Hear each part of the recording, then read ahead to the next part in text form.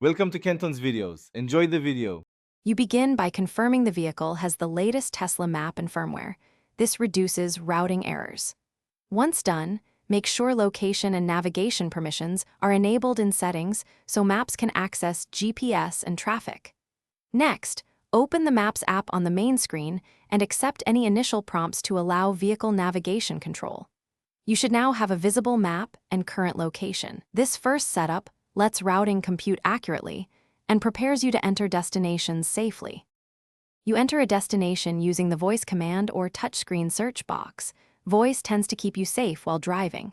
Once the destination appears, choose a preferred route. Tesla offers fastest versus shortest and sometimes toll avoidance. Pick based on time or cost. Make sure to review suggested supercharger stops. You can add or remove charging stops to match battery level and plan for charging time. After adjustments, confirm the route so the car begins turn-by-turn guidance and recalculates with live traffic. You follow the turn-by-turn guidance and monitor the ETA and lane guidance on the screen. This keeps you aware and reduces missed turns.